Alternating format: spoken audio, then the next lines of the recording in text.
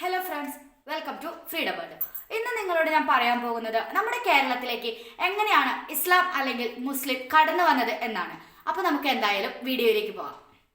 തെക്കു പടിഞ്ഞാറൻ അറ്റത്തുള്ള മലയാളം സംസാരിക്കുന്ന കേരളത്തിൽ ഇസ്ലാം എത്തിയത് മിഡിൽ ഈസ്റ്റ് പ്രദേശങ്ങളായ ദോഹ, ബഹ്റൈൻ, ഒമാൻ തുടങ്ങിയവയിൽ നിന്നുള്ള വ്യാപാരികൾ വഴിയാണ്.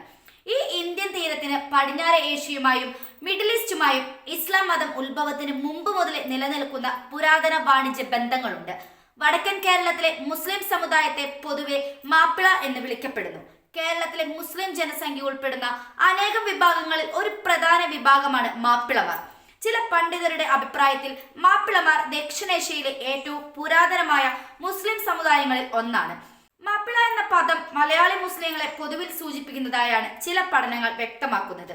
പ്രത്യേകിച്ച് മുൻ മലബാർ ജില്ലയിൽ നിന്നുള്ളവരെ കേരളത്തിന്റെ മധ്യഭാഗത്തും തെക്ക് ഭാഗത്തും തിരുവിതാംകൂറുമുള്ള മുസ്ലിങ്ങൾ റാവുത്തർ എന്നുമാണ് അറിയപ്പെട്ടിരുന്നത്. കേരളത്തിലെ മുസ്ലിങ്ങൾ അവിടെയുള്ള മുസ്ലിങ്ങളല്ലാത്ത ജനസംഖ്യയുമായി ഒരു പൊതു ഭാഷ എന്നോണം മലയാളം സംസാരിക്കുന്നവരും പൊതുവെ മലയാളി സംസ്കാരം എന്ന് വിളിക്കപ്പെടുന്ന ഒരു സംസ്കാരത്തിലൂന്നി ജീവിതം നയിക്കുന്നവരുമാണ്. ഹിന്ദുമതം കഴിഞ്ഞാൽ കേരളത്തിൽ ഏറ്റവും കൂടുതൽ ആളുകൾ പിന്തുടരുന്ന രണ്ടാമത്തെ മതമാണ് ഇസ്ലാം. 2011 സെൻസസ് അനുസരിച്ച് കേരളത്തിലെ കണക്കാക്കപ്പെടുന്ന മുസ്ലിം ജനസംഖ്യ 88,73,472 ആണ്. ഇവരിൽ ഭൂരിഭാഗവും സുന്നി ആദർശത്തിന് കീഴിലെ ഷാഫി ചിന്താഗതി പിന്തുടരുന്നവരും ഒരു ചെറിയ വിഭാഗം സലഫി ആശയങ്ങൾ പിന്തുടരുന്നവരുമാണ്. മുൻകാലങ്ങളിൽ മലബാർ തുറമുഖങ്ങളിൽ നിരവധി മുസ്ലിം വ്യാപാരികൾ ഉണ്ടായിരുന്നു. മുഹമ്മദിന്റെ കാലത്തിന് മുമ്പ് തന്നെ മിഡിൽ ഈസ്റ്റും മലബാർ തീരവും തമ്മിൽ സുദൃഢമായ വ്യാപാര ബന്ധങ്ങൾ ഉണ്ടായിരുന്നു.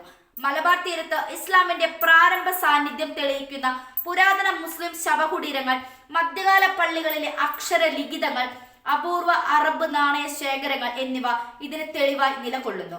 ഇന്ത്യൻ മഹാസമുദ്രത്തിന്റെ ഭാഗമായ കേരളത്തിൽ മിഡിൽ ഈസ്റ്റിൽ നിന്നുള്ള സുഗന്ധവ്യഞ്ജനങ്ങൾ, പട്ട് വ്യാപാരികൾ വഴിയാണ് ഇസ്ലാം എത്തിയത്. 7-ാം നൂറ്റാണ്ടിൽ തന്നെ ഇസ്ലാം കേരളത്തിൽ അവതരിപ്പിക്കപ്പെടാനുള്ള സാധ്യത ചരിത്രകാരന്മാർ തള്ളിക്കളയുന്നില്ല.